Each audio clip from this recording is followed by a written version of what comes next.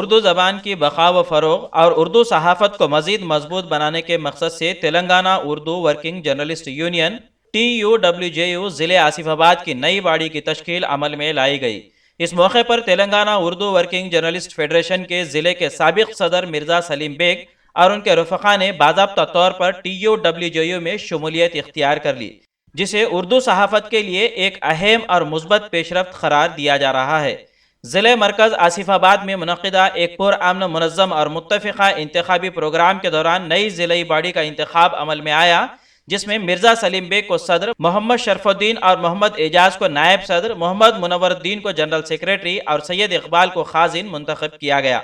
یہ انتخابی عمل مرزا سلیم بیگ نمائندہ منصف آصف آباد کی نگرانی اور تعاون سے ضلع کمرم بھیم آصف آباد کے تمام اردو صحافیوں کے اشتراک سے انجام پایا۔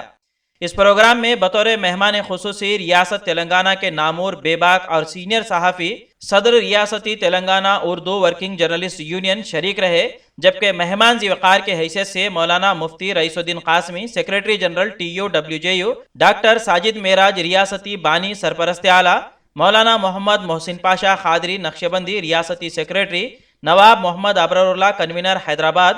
عبدالعلیم ضلع صدر عادل آباد اور محمد اکبر الدین PRO نے شرکت کی۔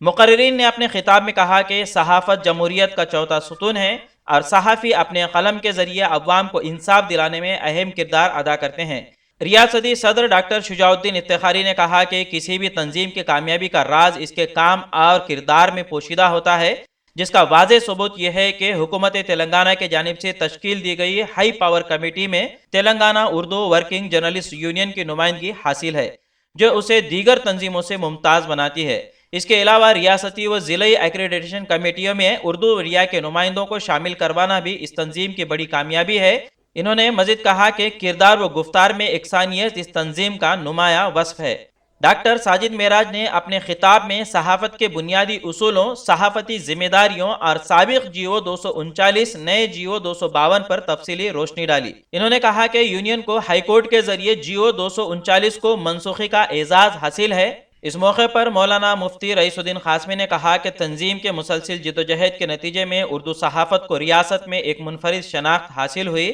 انہوں نے اردو صحافیوں سے اپیل کی کہ وہ غیر اردوداں قیادت کے بجائے حقیقی اردوداں صحافی قائدین کے ساتھ جڑیں اور گمراہ کن پروپیگنڈے سے متاثر نہ ہو۔ ریاستی سیکریٹری مولانا محمد محسن پاشا قادری نقشبندی نے کہا کہ تنظیم کے مرکزی قائدین اردو صحافت کے افق پر آفتاب و مہتاب کے مانند ہے اور اردو صحافیوں کی فلاح و بہبود اور حقوق کی بازیابی کے لیے مسلسل سرگرم عمل ہے۔ وہیں عبدالعلیم ضلع صدر عادل آباد نے کہا کہ TUWJU ملک کی واحد اردو صحافیوں کی ٹریڈ یونین ہے اور اس سے وابستہ رہنا اردو صحافیوں کے لیے باعث فخر ہے، جبکہ صحافیوں کی حقیقی فلاح و بہبود اسی پلیٹ فارم سے ممکن ہے۔ اس پروگرام کے آخر میں تمام مہمان خصوصی، ریاستی ذمہ داران و نو منتخبہ ضلع باڈی کے اراکین عاملہ کو تہنیت پیش کی گئی اور اس عزم کا اظہار کیا گیا کہ TUWJU کے پلیٹ فارم سے اردو زبان اور اردو صحافت کی خدمات پوری قوت اور اخلاص کے ساتھ جاری رکھی جائے گی۔ پروگرام کا آغاز حافظ و قاری محمد ساجد خان نمائندہ آداب تلنگانہ و TTV نیوز کی خوش الحانی سے تلاوت قرآن پاک سے ہوا۔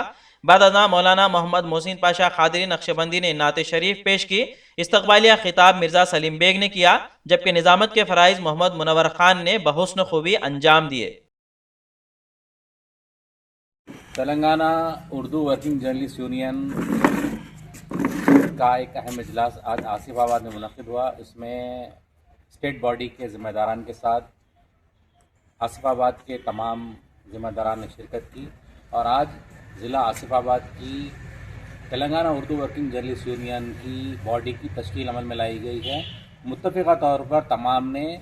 ضلع آصف آباد کی باڈی کی تشکیل سے اتفاق ظاہر کیا ہے۔ مرزا سلیم بیگ صاحب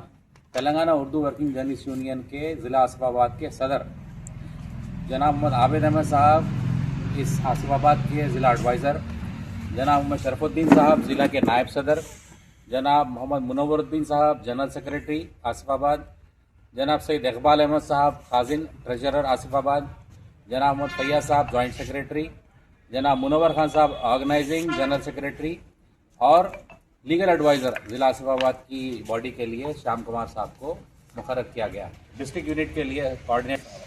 عبدالعزیز صاحب کا بھی نام کا اعلان کیا جاتا ہے۔ इंडिया समय पर मजीद दिलचस्प प्रोग्राम्स देखने के लिए लाइक कीजिए हमारा फेसबुक पेज @इंडिया समय 17 और सब्सक्राइब कीजिए हमारे यूट्यूब चैनल इंडिया समय को।